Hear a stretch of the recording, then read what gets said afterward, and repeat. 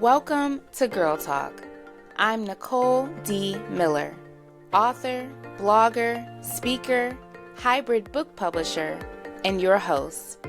At Girl Talk, we are a safe space for female leaders to engage in healing and edifying conversation. This is your Me Too empathetic corner, where we have authentic and transformative dialogue designed to uplift and connect high-achieving women like you. Are you looking for a safe space to cultivate sisterhood with other like-minded female bosses? Leave your cape at the door and join the conversation. Hi guys, and welcome to Girl Talk One-on-One. I'm your host, Nicole D. Miller. This upcoming segment is featuring the ladies from our talk, Doing It All. You may remember I shared previously that this was a special Girl Talk because we collaborated with Micah Dixon's group chat. Along with Micah, we had Alicia Ellis, Cori Sykes, Ari Baker, Butter, and of course myself. This was such a phenomenal discussion because these women are all doing the most and wearing all the hats. Yet they're each so humble and transparent with the ups and downs of their journeys. Here at Girl Talk, those are exactly the kinds of female leaders I love to surround myself with. In this upcoming chat, you'll hear the more candid, laid-back version of our conversations, which is why I like Girl Talk One-on-One. But if for any reason you missed the panel discussion, run it back and catch part 1 and 2 ASAP. Alright guys, now grab your favorite beverage, sit back, relax, and join the conversation. Hey, ladies. Hi. Hi, can you hear me? Yes, I can. How are you? I am tired, but I am here. I'm good. I had a long day, but I'm here. I know we're stretching you because you was like, 9 o'clock. That's my bedtime. I'll be going to sleep. What time do you get up? At 6 for the prayer line, 6 a.m. Look, Have to walk the dog. Kids up at 7 for school and daycare. 10 is work. 4 o'clock is picking up kids from daycare. And then practice for football. And dinner has to be cooked. So just a full day. But I made it. Good to see you. This is why you're being featured on this next topic. Well, we're not going to take up too much of your time. This really is just time for audience people who are interested in coming to the event to get more personable with our panelists. Yeah. So I'll kick it off and let you guys know I am Nicole D. Miller. I'm an author, blogger, writer, creative.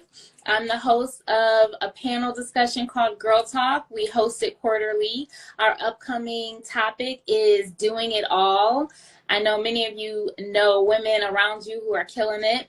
I definitely am surrounded by them. And so I'm so excited because we have our first featured guest speaker, Micah Dixon. And so we're collaborating with Group Chat. So first I'll let you just introduce yourself, Micah, and then we'll kick it off with a few questions.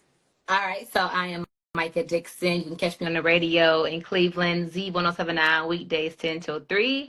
I am a mother, a daughter, a sister, a friend. I am a healer. I am into gardening, podcasting, and just helping people and just being a light as best I can. So, yeah, for the most part. Yes, all the things. And so you guys can already see why she's a featured panelist on this upcoming discussion on women doing it all. The very first question I have for you, Micah, is just telling us how you got started in your field. Like, how did you end up where you are today? Okay, Phil, you mean radio? Yes. Okay, so that came about in 2015. Before then, I had went to broadcasting school in like 2011. It took me a while to really find my passion for wanting to be in radio. But I had a factory job for like 2 years that paid me some good money. But I did not like this job. And I got to a point where it was like, you know what, I'm either going to keep this and build this as my career and make money, or I'm going to go do what I love. And so it took me having to leave that position, give up that money, and go build from ground up to get into radio in June 2015. And it'll be 9 years on the 25th of this month that I've been there for with this company, with Radio One. And it came from persistent. It came from a friend connecting me. It came from me just like, man, really getting out the mud of just like having a dream, having a vision, and just chasing it by all means necessary. And here we are 9 years later, and I'm, still going, still thriving, and just continue to build. So yeah, a lot of work. Such an inspiration. I resonate with your background being in a factory. My mother worked in a factory for 25 years, so I was raised in a single parent home. That was our bread and butter. I had my stints during summer. I worked for, her factory. Boring. I cannot do the monotonous day-to-day, putting the pieces, the fits together. Jesus, okay? I have been humbled, so kudos to you. Yeah, you cut your fingers and you get these little nicks on your fingers, and it's like, it pays good money, but it's like, this is not my life when I'm 40 years old. I'm not about to be doing this. Like, ain't no way. Yes. No. So yeah. So you said you moved into the radio field. It was a hustle. It was a grind. You had to start from the ground up. What was your primary motivator? I know you said, like, I can't do this, but was there something else that was kind of like driving you? Did you have a vision, a purpose, a calling, something deeper? So yeah, I definitely had a vision. Definitely didn't know I had a purpose. Had the vision because the goal was to get to TV and host like a game show and be this top game show host, that was the vision, perhaps, right? Didn't know I had a purpose yet, but it really was the haters who were like, you can't do it. It took me 10 years. I don't see it. It was the ones who doubted me that I was like, ooh, just wait, I'm about to go. Oh, so that was the motivation. And I didn't even know that this would be my calling, to speak and to speak life into people, to be able to help by sharing my life story. But it was like, eventually, after years in, then it came and was like, oh, I'm supposed to be here the whole time, like talking like this, like going through this, like learning this and teaching this. Like, I didn't know that. So that came later on. So, but the people, who were throwing their stones and rocks and just like all this shade was like, well, you'll see. You're going to clap for me one day and give me my flowers one day. So that's what pushed me for real. So, and again, here we are, 9 years, and I'm still building, still learning. I'm still growing. And now I have the purpose, yet the passion, yet the calling, and an even bigger vision. So God is good, man. God is good. Beautiful. So I don't know if you know this, but the number 9 spiritually means completed life cycle. So it's like full circle. I'm trying not to get deep, but this is what I see, It's like, why are you laughing? Because you about to go do that. Like, this is what it is, okay? Because God has really blown my mind with this revelation, but it's a completed life cycle. So it's one level and then catapulting to the next level. And you're going from glory to glory and level to level. So when you said 9, that's my number. I'm like, yeah, I've got to tell her. So I received that. My life now is in this transitional state of like, things keep happening rapidly. Like last year, I'm raising my sister's kids. Mother passed away. Now I'm in a healthy relationship with this amazing man. And it's like, I'm just like, my life keep doing this, but I'm like, I'm like, I like the comfortable where I know what's next and routines, and it's like nothing is routine anymore. And I'm just like, what is happening? So, it's that just greater level of you that's manifesting. So all of your surroundings are transitioning with you, and you're saying yes to the calling. You're saying yes to your true identity. You taking that responsibility on to mother your sister's children, and this new man coming alongside you. It's the new, and it's coming rapidly, girl. Yeah. It's so much. Yeah. Well, yeah. This is a question. How do you define success? Yeah. Do you feel like you're successful? Yes. I am successful, and how I define success is me being able to provide for my family, my children, them being able to, have a home over their heads, and them, watching them be happy in their passions is for me success. Them going through challenges and figuring it out, and their growth makes me know that I'm successful. I don't define it by money or by caliber or by like this level, that level. That's great too. It's amazing. But for me, I'm such a mother and a nurturer that when my kids are like thriving and happy and glowing and they're just like these loving, amazing kids, it's like that right there is like, yeah. I was just tweeting but on my threads about how like uh our success story may not be something that we have like a business or have built, but someone you have raised. And for me, my children are my success story because if you've ever met my kids, all five, right? It's like, dang, them kids is great. And it's like, yes, they are. They're my children. And matter of fact, one coming downstairs right now, I think. But it's all good. And So I yeah. did.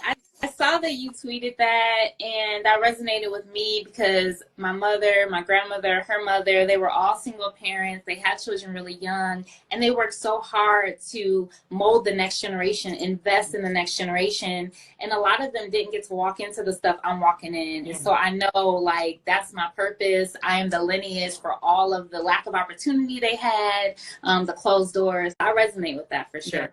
Yeah, I love that. So, what are you looking forward to in our upcoming Girl Talk? The stories, the truth, the many experiences people, get to pour out and share, and us to help one another and to understand one another and to like, pick things apart, dissect it, and yet to be able to say, okay, this is for you, perhaps this is not. But the reason why I'm a part of this is because I have group chat live where for me, that is my baby and that is a healing ground for people. So my goal with that was just to have people come out and share their stories and their truth, and we can pour into one another. And so I think for, Girl Talk is going to do the same thing. And it's going to be like very opening for women who are like, maybe not sure, maybe questioning, or just want to share more light, or people come and get what they need. And I love to speak because that is my gift. And so I want to always be able to use that and share my truth to be able to help somebody else out. So yeah, I'm looking forward to hearing all the stories, especially yours, Miss Nicole. Yeah, don't start. All the tea. But that was why, because of what you were doing with group chat. Like when we first connected and you said group chat, I'm like, this is like Girl Talk, and then being there, especially with your last topic with the women and the vulnerability and the safe space, like this is exactly what we're doing. So it was like, we're right in alignment. We have similar values. I think we went through some similar experiences. You talked about your mom had a similar experience with mine. So I'm waiting on my boo. Like you got yours going, I'm right behind you, girl. Okay. Dude, I be reading all the threads like, yep, Jesus, yep, this is for me. Okay, I saw the trips, I saw the picture. Yep, it's happening. Nice. You got to write it down. You have to write it down. So the one thing I did do in December last month, so I was on this solitude journey where I didn't want to date nobody. And I had told God, like, I'm cool on any man. I don't care where he come from. I don't care about, I ain't hearing nothing. So I really got close to God, sat with him, submitted to him, turned my life over to him, was trying to be this completely different person. And I wrote down in December a letter to my husband, not even looking for a husband, but just was like, hey, Lord, you're going to have to marry me if he don't come because you need me anyway. So if you don't send him, you're going to be with me. And so I wrote this letter to my husband, and I closed the book because I have a prayer journal I write in, and I closed the book and forgot about it and kept continuing to write, continue to grow. And then one day, this connection had happened because of a mutual friend, and it has not stopped connecting. And it's been like, don't stop, girl. I know, but it'd be like, why? As soon as I saw him, when I saw you guys the second time, instantly my spirit just felt the peace that he carries and who he is. And I said, wow, this is it. I didn't even know y'all.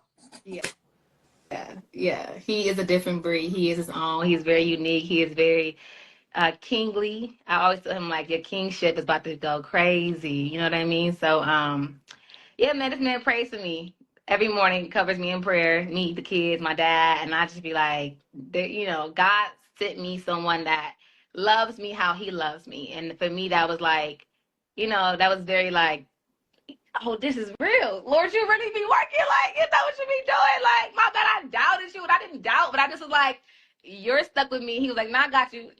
just give me a couple months. And so I went back and I read that prayer and I was like, oh my goodness. Oh my goodness. So whatever you want from God, man, write it down. Get a prayer journal, write it all down. I got prayers I wrote back in October that I'm living in right now. So the prayers I'm writing today, I'm gonna be living in the next couple of, I don't know how fast he gonna work over there, but it's like I'm living in a prayer right now. So I just thank God for that because he really Beautiful. kept me through, this past year and still keeping me now. So What yeah. everything you done said is confirmation. We'll talk more in private. But I love that saying, living in your prayers. Okay? Love Yes. it. Yes. Well, we're gonna let you get to your kids, your home, your sleep, your bed. Thank you for taking out time. We really appreciate it, and we cannot wait.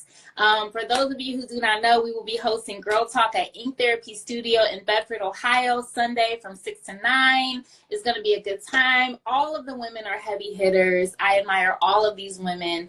There's going to be drinks, food. Get your tickets on Eventbrite. $10 on Eventbrite, $15 at the door. All right, Micah, I will see you soon. See you later. Thank you for having me. I appreciate Thank it. you. All right. Bye-bye. Hey. Hi. You made it. Well, I'm Yes, happy for for you. sure. I appreciate you being available and flexible to join the live. We're just going to kick Yeah. it off and give our audience a chance to get a sneak peek of who you are on our upcoming panel discussion. So for those of you who don't know, my name is Nicole D. Miller. I'm an author, blogger, writer, and speaker. I host a quarterly event called Girl Talk. Our next event is next Sunday, which is fastly approaching, from 6 to 9 at Ink Therapy Studio. And the topic of discussion is doing it all. So I have my good friend Cori Sykes here. She's going to give you more information about her, and then we're going to kick it off and learn more about what she thinks about doing it all. Yeah, so my name is Cori Sykes. I have 1,000,001 names, but you can always just call me Cori. You can call me Chi Chi. I own Write and Vibe Publishing, which is an indie publishing company that is based in Cleveland, Ohio, or better qualification is Northeast Ohio.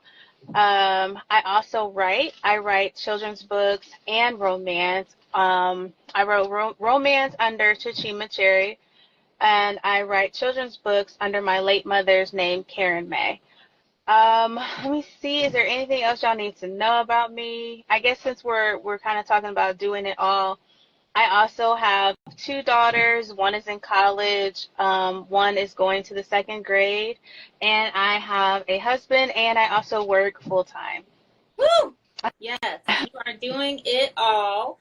And it's funny, I tell people that you're like the married mom version of me because we have so many similarities, but you're married and a mom. I'm like, yeah. So my first question is, what do you feel like led you on this path that you're on? If someone is trying to get to where you are, what would you tell them? How did you get there? So let me see. With writing, how I got there is just since I was a kid. I've been writing since I was a kid. Now, I wasn't always serious about it. And I also didn't always know that I should be a writer. So I think the most important thing about finding your path is kind of really understanding your talents, like your gifts, your talents, and then believing in yourself. You not only believing in yourself, but having other people believe in you. I think that is the most important thing to being let me see, to being and using your creative gifts, or even, I mean, we can take it a step further and just say this is anything that has been gifted to you from the source, whatever you believe in, whether that's God or the universe or anything like that. But that's how I got on my path, is kind of just finally believing in myself enough to say, hey, I think I really want to try this writing thing out and go for it.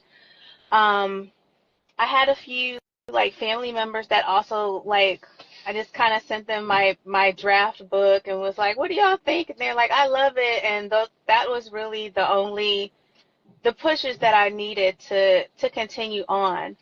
As far as publishing goes, I got started on that because I wanted to open up a writer center. And long story short, I couldn't open up the writer center because that was the same year that COVID kind of came about.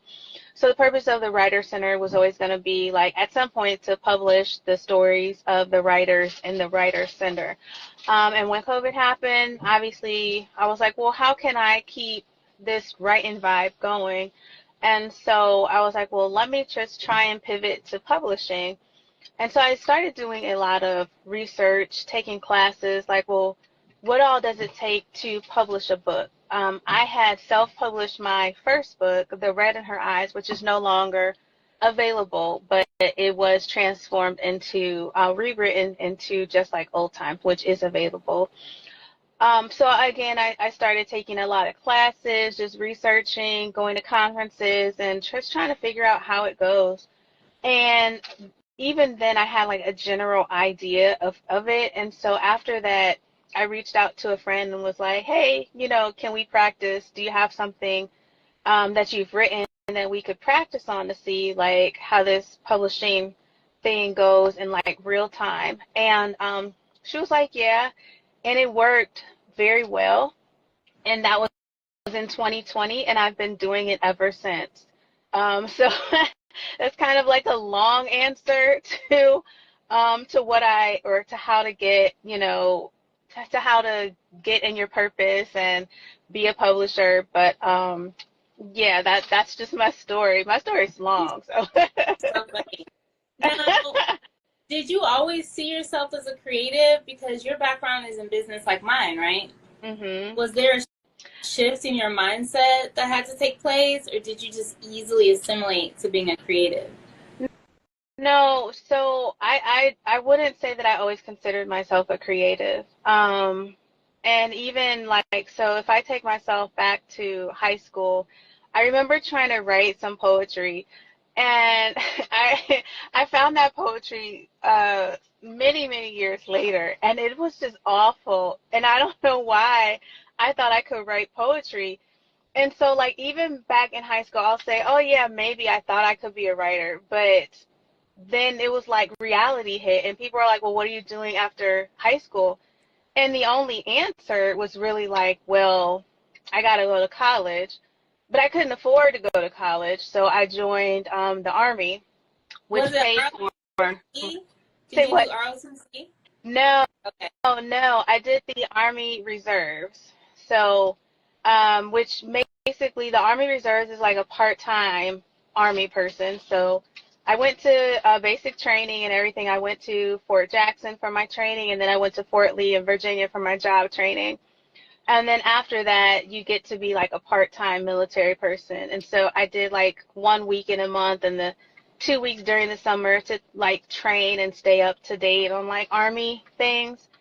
Um, so after that, I started college, and there was nothing creative about anything that I was doing. I was really just trying to make sure that I could afford to live. And so I bounced around from a few different majors, ended up in accounting, and I also ended up having my oldest daughter. And so really that was another push. Like, there's no time to be a creative when you have a kid. Like, you don't have a choice. It is all business from there. And so I stayed in accounting. It wasn't until I think my junior or senior year of college, and I was going to college full time, but I was going in evening weekend classes because I worked during the day. And so it was during those classes where I was just like so bored in the classes that I started writing my first novel. And so that's how I got back into like the creative process of just being a writer. It was in your accounting classes? Yeah, girl, I was bored. You sound like me. And, I wrote my first book at work because I was bored. see, I don't know, like what they be thinking. Like you can't. I think the issue with creatives is that if they are not doing something to really like Simulate.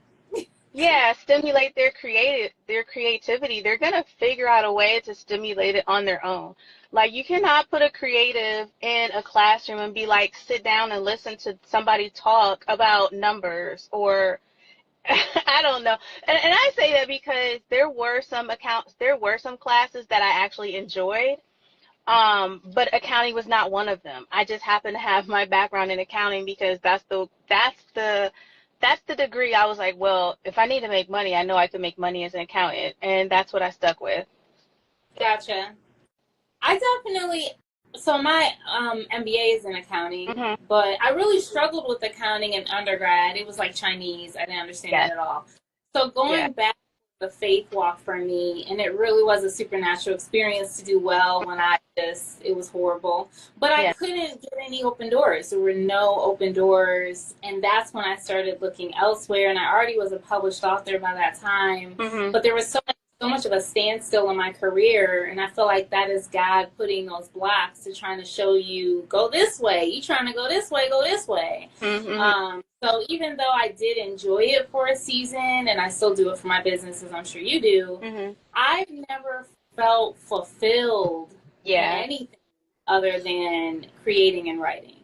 Like Yeah. I've enjoyed other seasons, and I like my type A left brain linear side, but Hmm. fulfillment and passion and falling in love, all of that came through writing. Right. Right. Yeah. Hmm. So, how would you define success, and do you feel successful? So I've had this question with a few different people, and I think that it's easy for outsiders to look at someone who is a writer and has published books and be like, oh, you're so successful.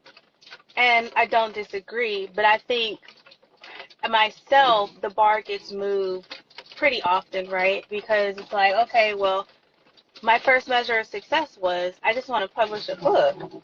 And then I did that, and it's like, well, what do I do next?